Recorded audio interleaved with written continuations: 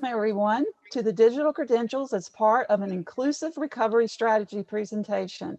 We have a great panel lined up for you this afternoon to really have a very interactive discussion. We encourage you to submit questions via the live Q&A through the attendee website. We'll reserve the Q&A until the end of the session. At this point, I'll turn it over to Ryan Davis, who will introduce his panelists.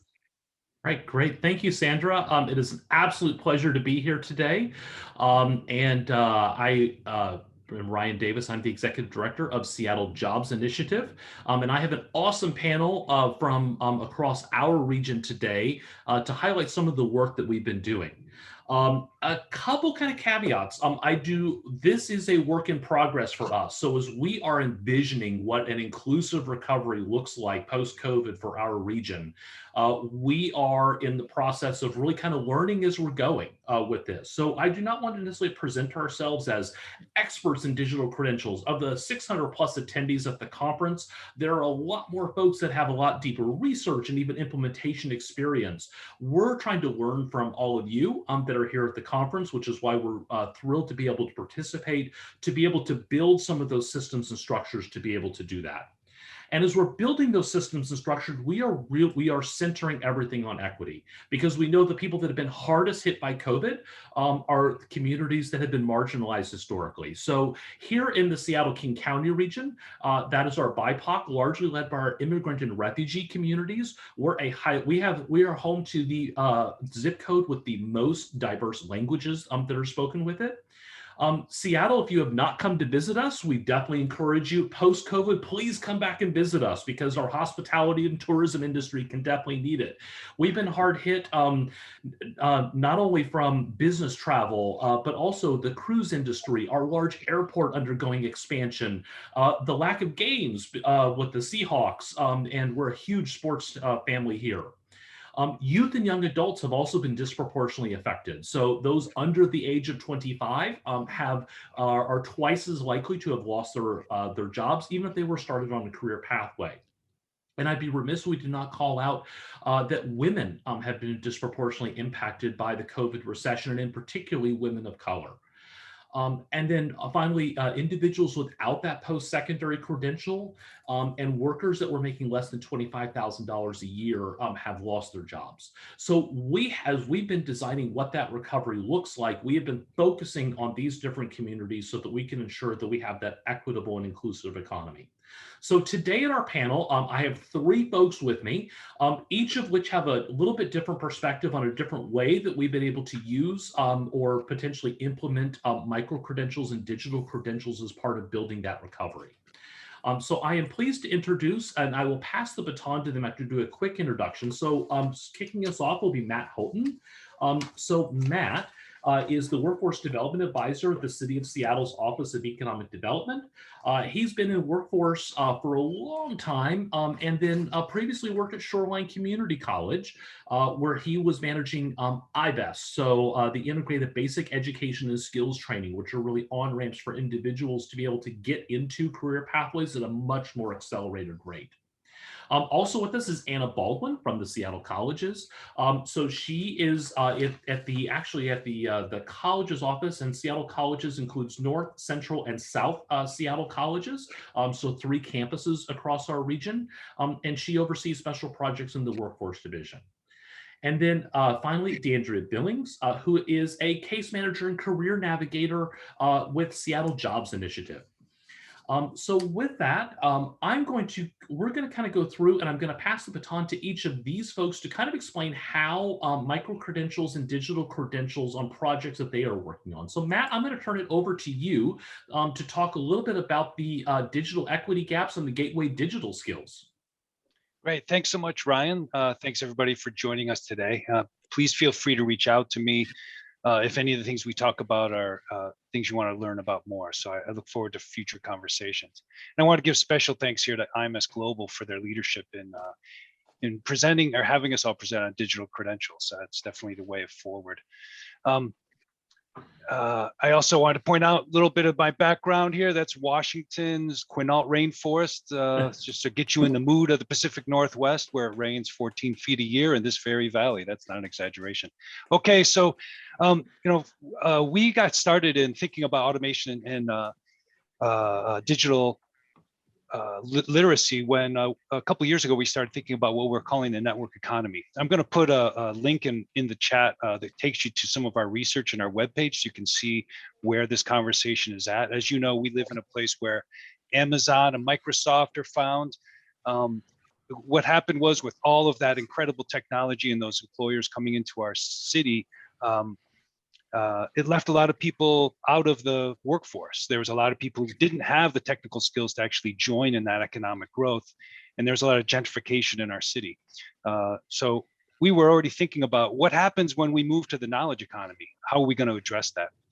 Then when COVID hit, obviously, as I'm sure it is in the communities that you serve as well, we saw that it's really the people who are making less than 25, less than 50,000 a year, and who are undereducated, who are most impacted, and mostly people of color, BIPOC communities. So how do we make sure that everybody has access to the computer and to Wi-Fi, given that?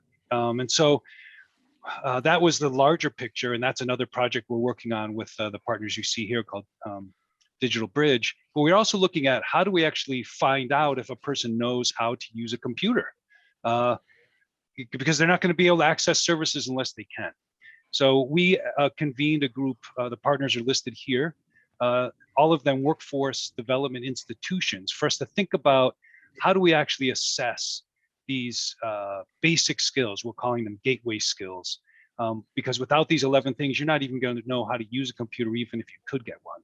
So these institutions came together. These are the 11 things that we've come up with.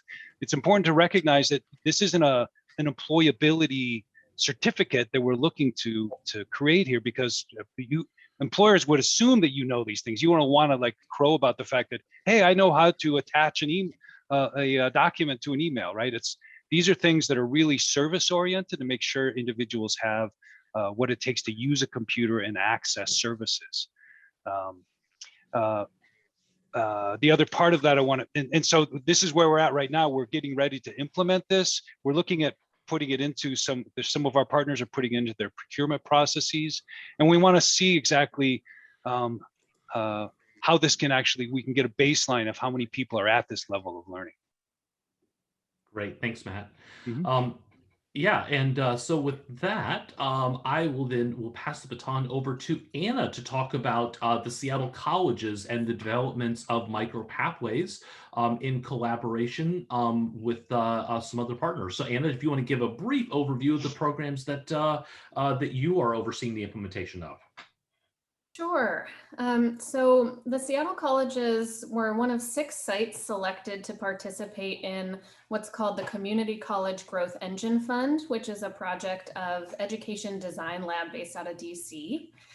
And this is really an effort to catalyze national adoption of what we're calling micro pathways. So micro pathways are short pathways, 1 year or less, made up of stackable micro-credentials, targeting an in-demand occupation, of course, with a living wage.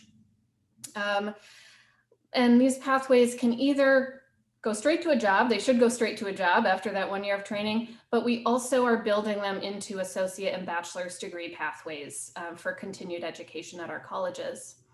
They must be digitally available, so online or hybrid, and digitally discoverable, so badges or open skills. And then we have some really high ambitious enrollment targets for these pathways. We're looking to enroll 600 or more students in the first year of implementation, which is coming up this fall. So like most community colleges, the Seattle colleges have equity at the core of our mission. So we are developing 4 of these micro pathways, and each of them are geared toward disenfranchised communities. Although where we're kind of, the point at which we're building the pathways differs. depending on different career trajectories. So we have 2 pathways that are upskill pathways. These are in supervision and management and targeting the social service industry. So this is looking at folks who are in client-facing roles and who want to move up into more management supervisory roles. And then a construction management pathway for folks who have been working in the construction field but want to step into site supervisor or superintendent roles. For both of those upskill pathways, we're targeting students of color, women, low-wage workers. And then our 2 pathways that we have at the entry level are in health information technology and cloud computing. So health information technology, we're building a pathway, a micro pathway around the EPIC system. EPIC is kind of the infrastructure database that most hospital systems and healthcare systems around the country use. So it's a huge workforce need.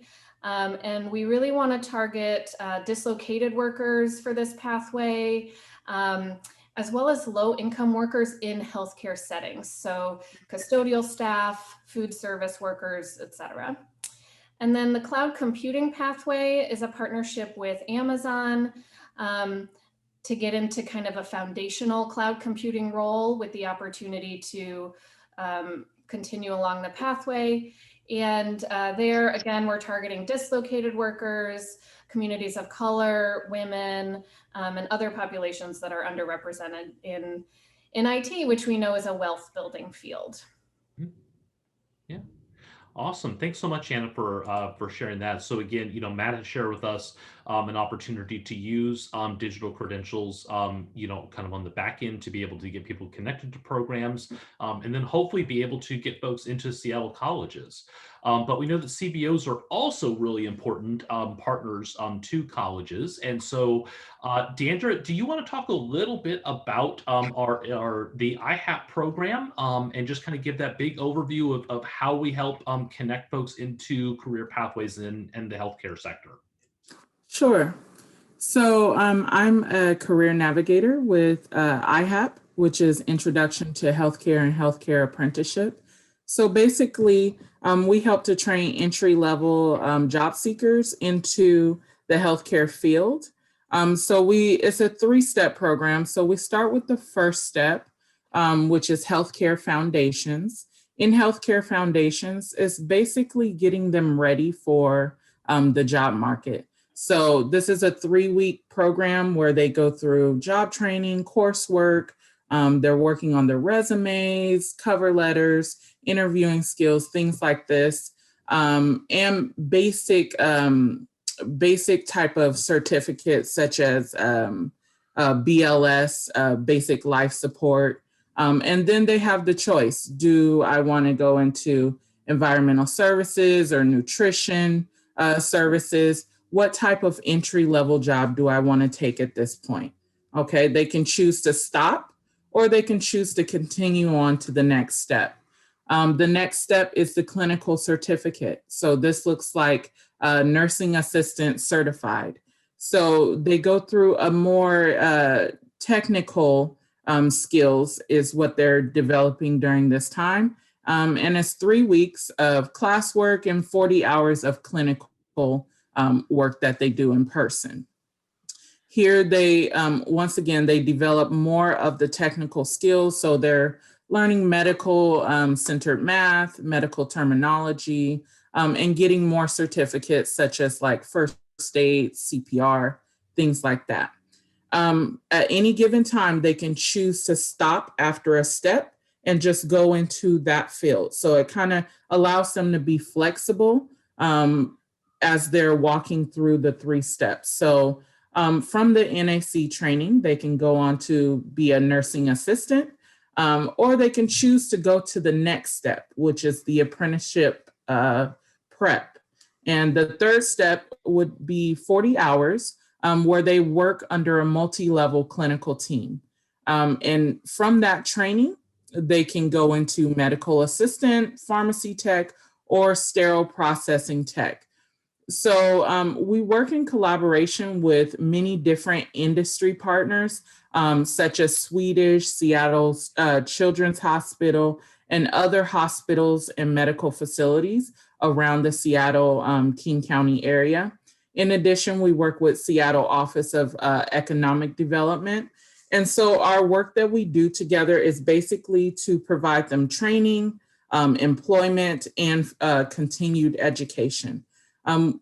Working with the partnership with the Training Trust is a way to continue helping them to get funding as they walk through continued education. We do serve a large population of people of color. Most of the folks that we serve fall under the category of low income, disproportionately people of color, immigrant and refugee population, LGBTQ, and homeless or couch surfing. And so that's a little bit about the IHAP program. Yeah. Well, great. Thanks, DeAndrea. That's a great overview. And again, this is also highlighting the power of partnership. And while we're using some of the micro-credential components to get folks into that entry-level job, these are fully benefited positions, and as DeAndrea mentioned, an educational benefit as well. So DeAndrea, as we're kind of going through now, so I'm going to stop sharing. I think that gives us an overview so we can start a little more of a conversational component. DeAndrea, do you want to share a success story? I know you work with tons of folks in the program, but somebody that was able to get a job and the barriers that they were facing and how this pathway was able to help overcome that. Yeah, so the great thing about it is being a career navigator, I've been able to kind of walk with clients from the first step into getting employment and just seeing how that looks. So we've had clients recently that identify as people of color, also identify under immigrant and refugee population. Go through our program within the first step, go from being unemployed. Some went from being homeless to employment. They went through the program, the first step, which is 3 weeks. And within 2.5 weeks after graduation of the first step, they were receiving job offers. And now they're employed and ready to go into the second step of the program. So all right, awesome. Definitely success story. Yeah, great, thanks. So speaking of that's a great, from the perspective of the job seeker being able to connect there, but the employer engagement component of the credentials ecosystem is really critical. So Anna, do you want to talk a little bit about how you've been able to engage employers in the process of developing these credential pathways? Sure. So we've been developing these pathways for about 4 months so far. And actually student input as well as employer input, they've both been critical. So I'll start with students. So we're paying students $250 per design session that they attend to help us design these pathways. So they've helped us, identify common barriers, helpful supports. Soon they're going to help us stress test our draft pathways. So they've been critical.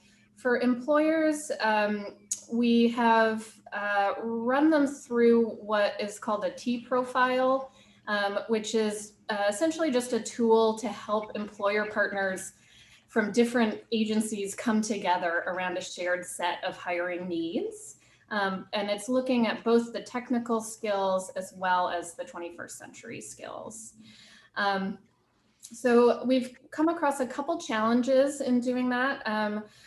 One is what Matt mentioned earlier. So employers sometimes come to the table and tell us a candidate needs to have skills in Python and knowledge of databases, and they need to be able to troubleshoot networks. And we have to say, for the populations that we're targeting, we need to make sure we're addressing those foundational digital skills, basic English proficiency, foundational math skills, ideally contextualized. So there's been a little bit of education kind of back and forth about how the paradigm needs to shift if you're serving folks who have not been served well historically. Another challenge we've come across is just deciding where best to build these pathways. So in social service, for example, our original concept was that we would train clients of social service agencies to enter the social service field. We thought, you know, they've got lived experience, but we decided not to go in that direction ultimately because social service isn't really a wealth building area.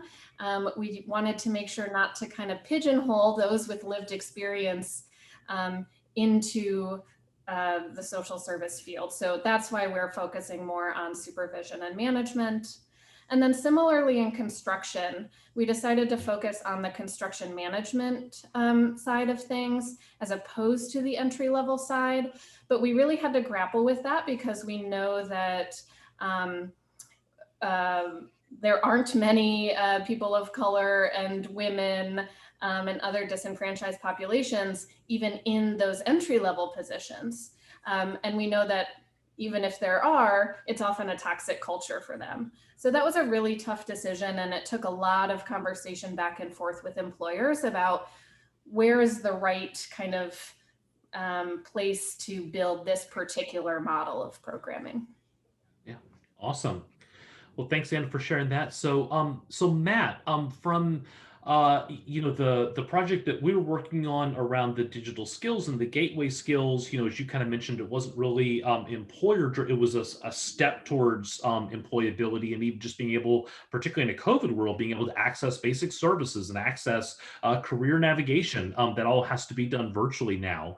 But can you take a moment to kind of talk about the systems approach, about, you know, the stakeholders you brought together, how that process went through as we were trying to crack this nut of these of how to you know, to get out digital equity initiatives virtually? Yeah, definitely. You know, what the groups, the partnership that we convened, you could see it you saw it on the previous slide. They were all workforce development institutions. So typically our customers go between these institutions, and when they do, they have to be reassessed every time they do. There's no common assessment about skills. You know, some of you are probably familiar with CASAS, that did okay. But that was one thing that all of these partners really wanted to work on together.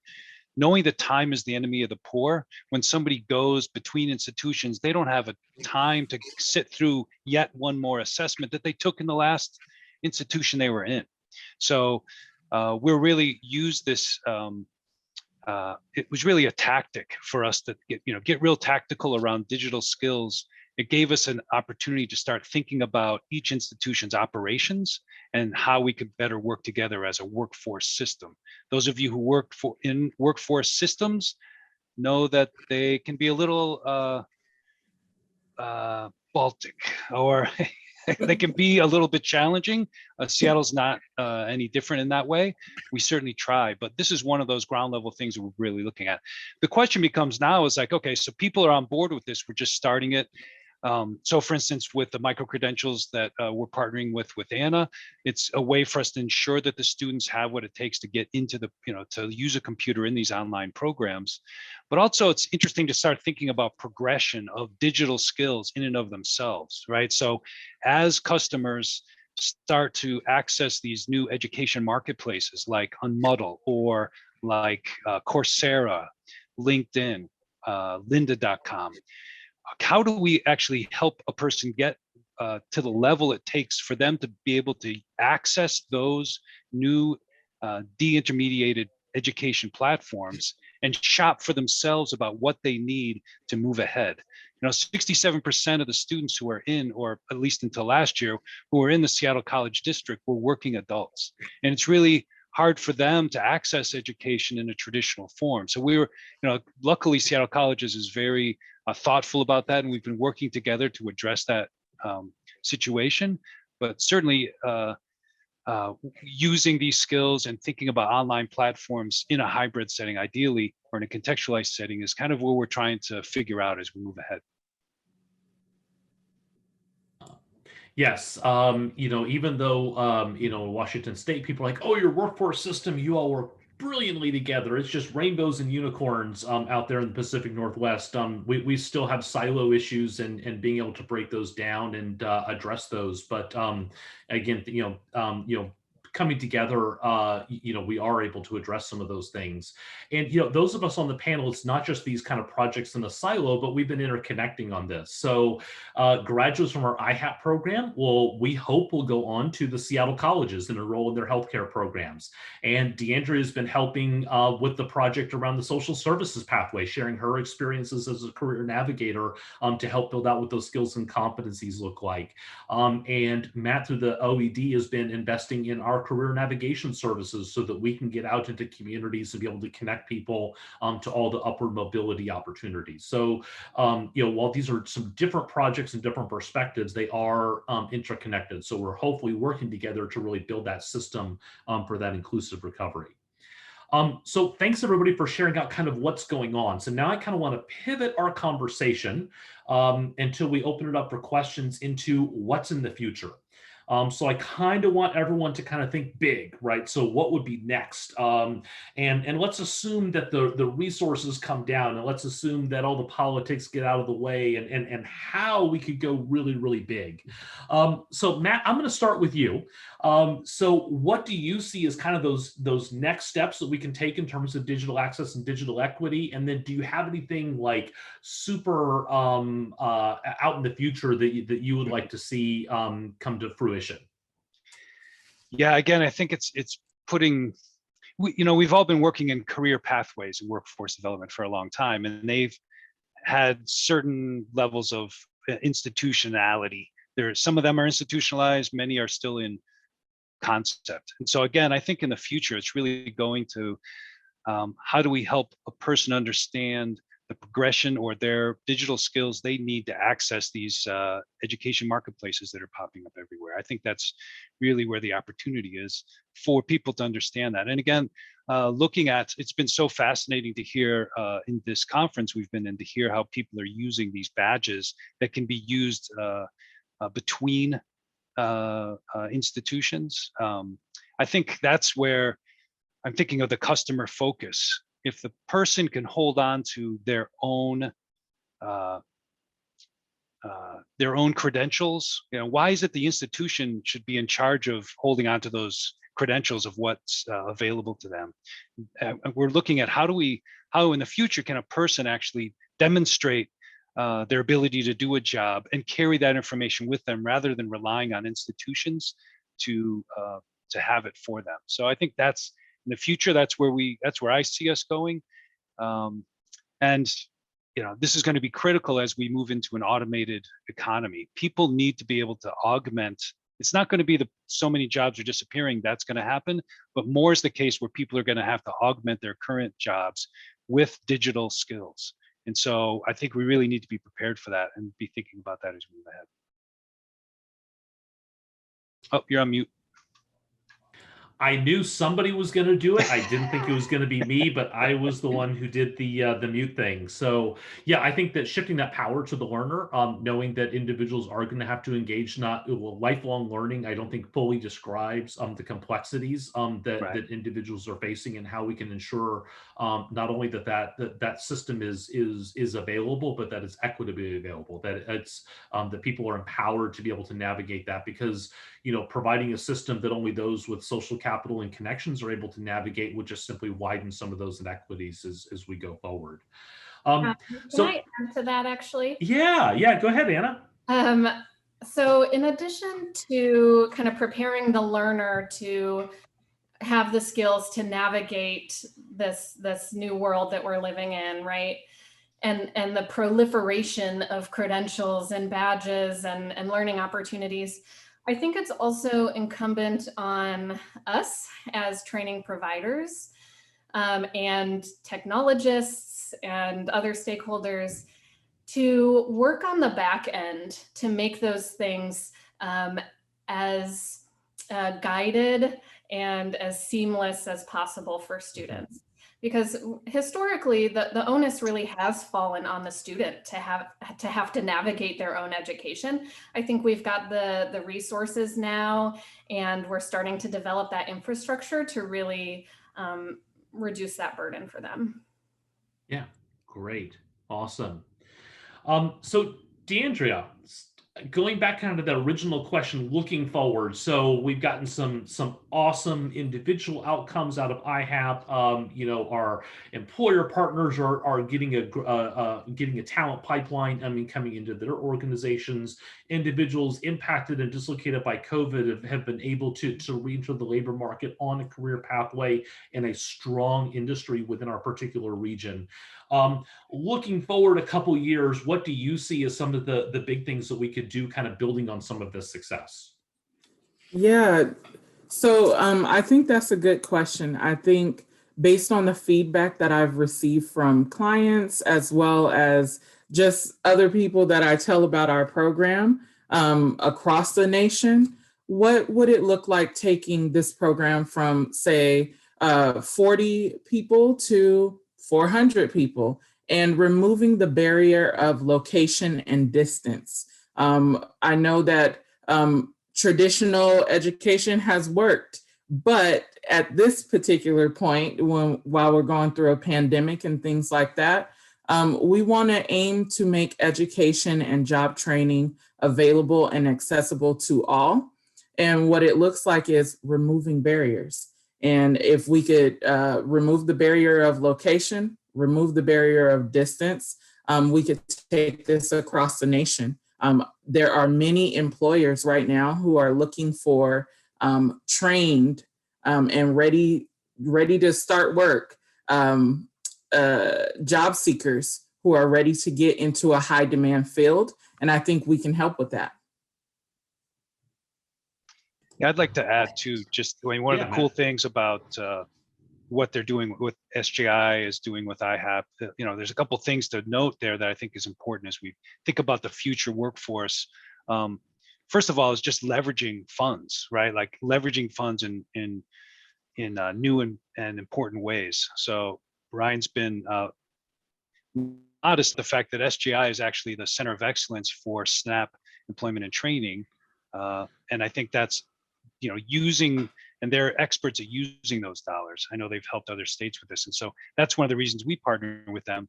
We can double our investment in the programs that they end up administering.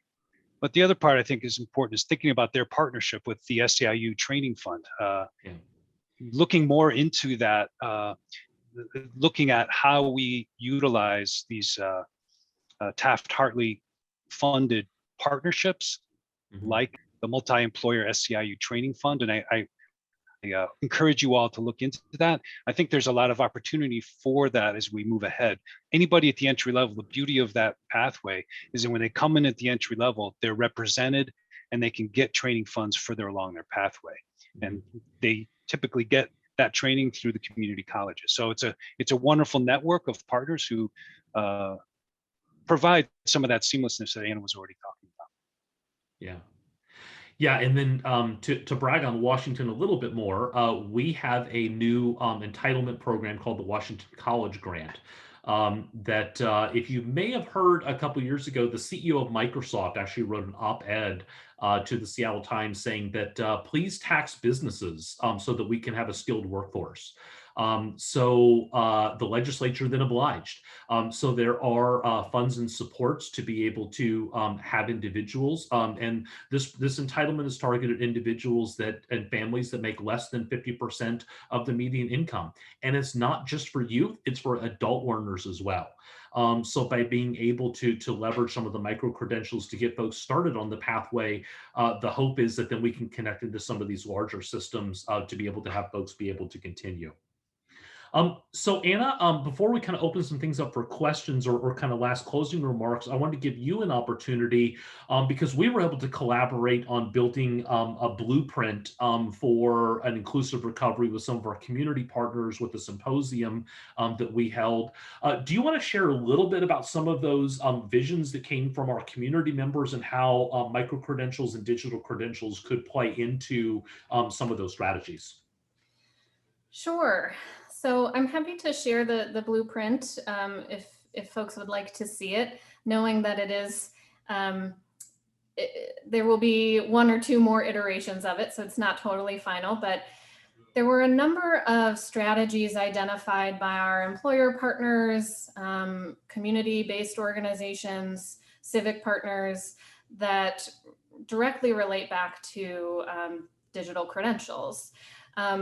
Around both rapid retraining for dislocated workers, folks who've been laid off due to COVID, as well as upskilling in some of those industries where there's a lot of low income workers and stagnated workers.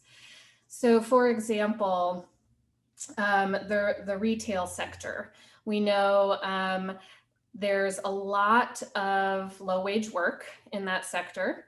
And people can kind of get stuck in a little bit of a poverty loop.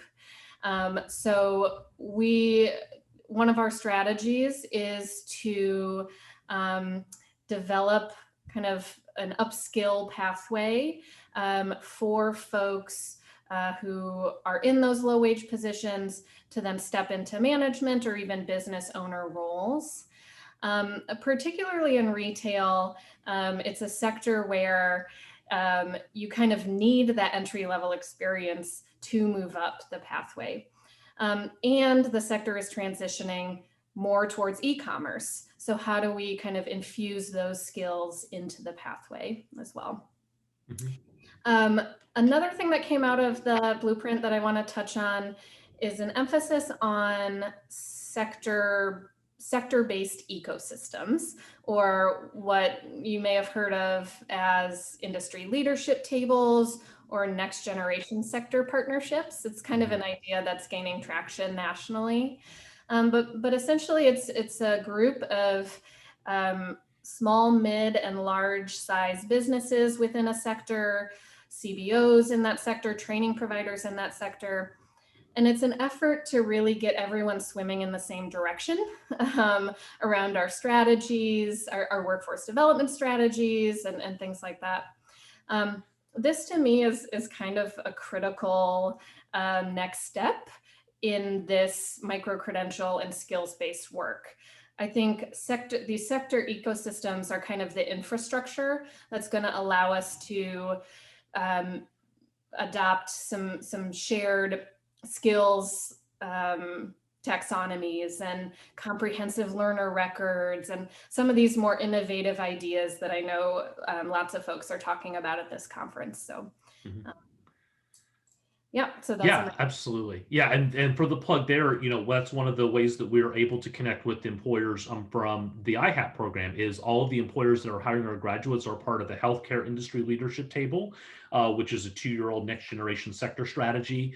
And so when opportunities become open, we have a one-stop shop to be able to find those new job opportunities that come about to help inform and continue to drive continuous improvement in the program. So that sector leadership still remains really critical to be able to do that. So we do want to have some time for some audience questions and hopefully some additional dialogue. I did want to share out folks contact information here really quick because unfortunately since we're in a virtual conference, we're not able to go and chat with everybody in the hallway. But here is our contact information by email. So you are definitely free to contact myself at Seattle Jobs Initiative, reach out directly to my amazing colleague, DeAndrea, Matt, or Anna as well. So that's a great place that if you are in a place that has shown one of the programs that we're doing that we can share some of the successes, but also potentially share some of the barriers or problems that we face in terms of implementation as well. So Sandra, do we have any questions that have come in from the chat yet? We've been talking, a lot of people would love to have some dialogue if there are folks with questions. Yes, we do, Ryan. Awesome. Yeah. So the first question is directly for Matt. Oh. You mentioned LinkedIn, et cetera. What impact does that have on CTC offerings? For example, are they in competition? And how do we recognize the learning that people do outside of our CTCs so that they get credit for their work?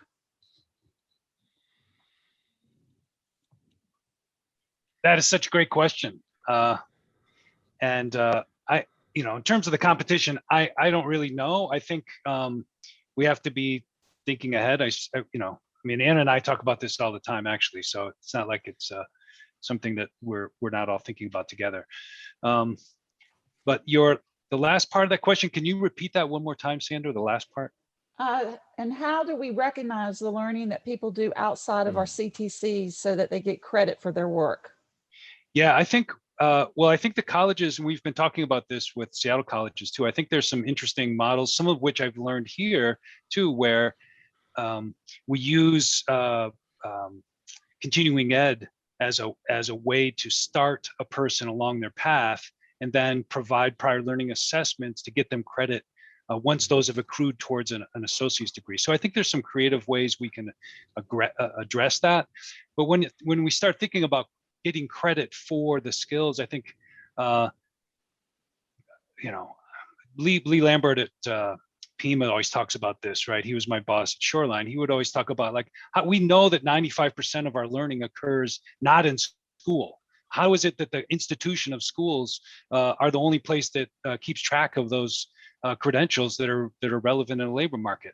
I think that's the question, is how do we really come up with tools? And I'm sorry, I don't really have a total answer, but I've been thinking about this a lot too, is how do we have these tools that address that lifelong learning, but do it in a way that's amenable to BIPOC communities? Most of the employability skills assessments I've seen are developed with the dominant culture, with them in mind. So I'm not sure how relevant they are to BIPOC communities to determine their level of competencies. So I think there's a lot to be done there. The next question is for anyone on the panel. What are you learning about necessary wraparound services to help learners get into a pathway and across the finish line? Ooh, I think as our panel cat herder, I think DeAndrea has probably got the best lens on that one. Yeah, so when it comes to wraparound services, honestly, I think one thing is probably a plug, but one thing that Seattle Jobs Initiative does really well is that we have our foot in the door with the employer. So whereas traditionally you go through schooling and then you have to gain the experience to get the job that you want, they go through a education that is kind of narrowed down and focused. And then right after they get out of that education or course, then we have our foot in the door with the employer to kind of help transition them into employment. And then even while they're in the class, we also have the training fund that comes in and speaks to the students as well. So they're getting wraparound services in the class, going on to employment. Even after they get employment, they're still working with myself as a case manager. We have job retention where we're addressing maybe issues come up. Maybe they're in need of support services or some type of barrier comes around, and we're able to provide that support and that cushion. Whereas most of the time before, it's like you go through the education, you get the job, a barrier comes up, you try to do it on your own. And so that's kind of how we support our clients. Yeah. Hey, DeAndrea, could you talk just a little bit about, since we had to move this program from in-person to online, how we've been able to address some of the digital inequities with our participants? Yeah, so one of the first thing is that we provide digital literacy. And so they receive training, they receive receive laptops and things like that. So we're in partnership with folks who provide laptops to our clients as well. Another thing that happens is since it is coming from online or in person to online, is that we like to kind of scatter what we do. When it comes to in class, they have Zoom. In their case management meetings, they have Teams with me. So when it comes time for them to get an interview, they're able to already have some comfortability with these virtual systems, whereas before, we have a lot of clients, this is brand new to them. And so kind of working where they are and helping them along the way with that. Yeah, because those of us, we're adapting to this virtual conference environment rather than being up on stage. But for doing a virtual interview is a very different experience than that in-person interview, particularly for I would say particularly for our immigrant refugee communities. I would the feedback loops are a little bit different. So that's awesome and proactive work. Sandra, any other questions? Yeah, we have a couple more questions. We also have a request. If you could post, Okay. if you could post information about the next generation sector strategies, and if that's something you can post, you can send it to me and I can put it into the Q&A. The next question. I can definitely do that. Okay, great. The next question is, what can be done to bring more employers into the conversation? Well, I think you just gave the example right there. I don't know about more, but the next gen partnerships have worked well for us, at least in the healthcare sector. Yeah. I'm sure others will have answers to that, but. Yeah, so we are actually, I'll jump in there. We're actually trying to stand up 2 new industry leadership tables. So one is in information technology, so bring technology employers to the table. And so there's a partnership with our Workforce Development Council. City of Seattle is part of the work. Our local Chamber of Commerce being the industry lead, and then also our labor partners. And then we're also looking to stand up another table in manufacturing. While we are most famous for making airplanes here in Washington State, we have a very diversified manufacturing economy that includes a hugely growing life sciences and biotechnology manufacturing. Marine manufacturing is a huge boon, as well as food manufacturing. So our agricultural sector, and then connected through our port, makes that those are really important parts of our economic sector. So we are looking to be able to expand that model and be able, I think one of the benefits of having that table is that employers don't die the death by 1,000 cuts. So it's not Anna reaching out to an employer to do something for the college, and then Ryan's calling them to do something for SGI, and Matt's calling them to do something for the city. There's a central place where we can go to get those employer connections and be able to tap into those sector-based networks. One thing I would add too, because those industry leadership tables, they're a great model. They can take a long time to stand up and to do correctly. So we've had some success with first finding a flagship partner, somebody who's really invested and really motivated. For example, for our health IT pathway, Seattle Children's Hospital has just been so helpful and gung-ho, and they've connected us to other hospitals in the area and a really great statewide industry association called HIMSS, which stands for the Healthcare Industry Management System something. So that's the other thing I would say is, getting connected to the right industry associations. For example, HIMSS it's like all the health IT CEOs across the state. So it's a pretty big boon for us. We do have one last question. All right. Can neighboring Washington State community colleges get involved in these Seattle programs? An example would be Pierce County.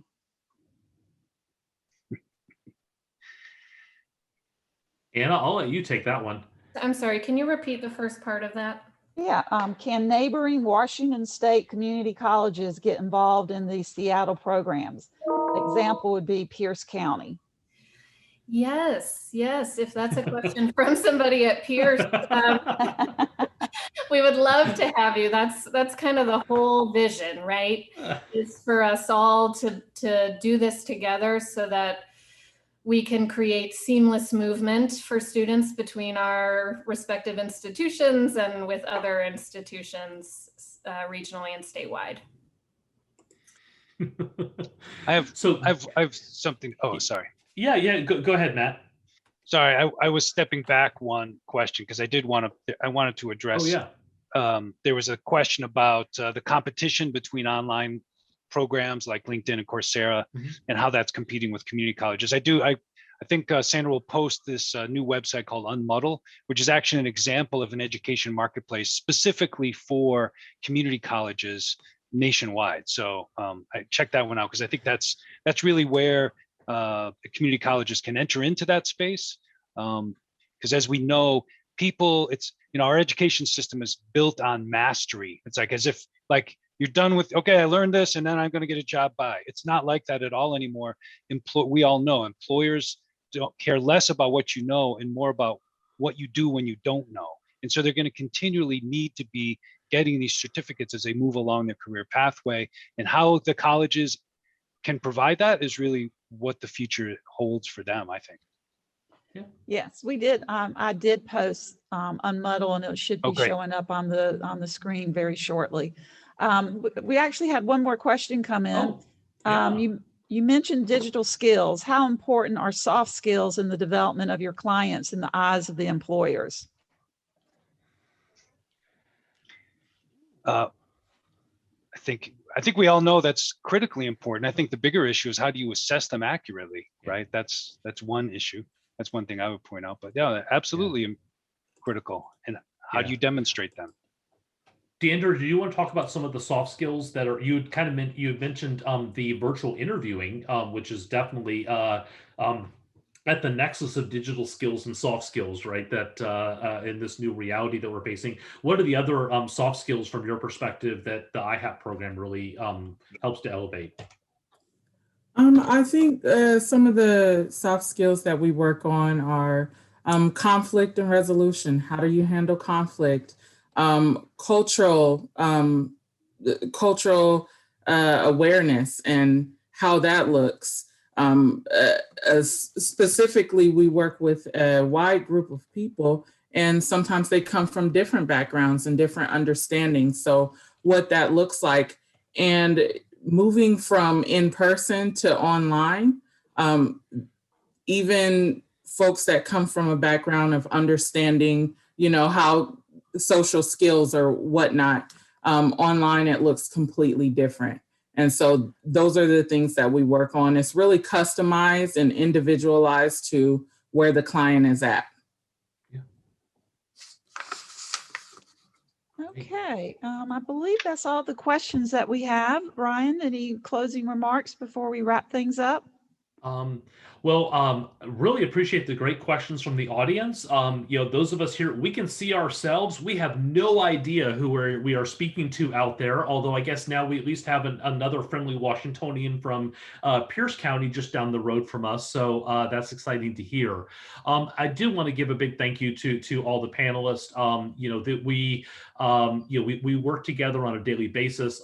It's an honor and a pleasure to work with all of these individuals. So if we can give a virtual round of applause, even though we won't be able to see that. And thanks for the time today out of folks' busy schedules to be able to share some of the things. Again, reiterating, we're not at our goal yet. We're incrementally working there, and we're hopefully working together to really build systems that drive that inclusivity centered on equity. And we look forward to next year, maybe coming back, Sandra, and talking about the next things that we were able to accomplish.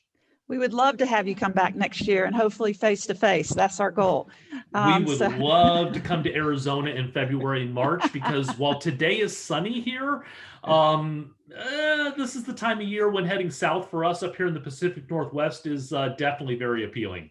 We'll keep that in mind. So thank you very much. It was a wonderful discussion. And thank you everyone in the audience for joining us today. We have one last session. Our closing keynote is up next, and that's Andy Trainer from Walmart. So I encourage you to tune into that. Thank you, everyone, right. and have a great day.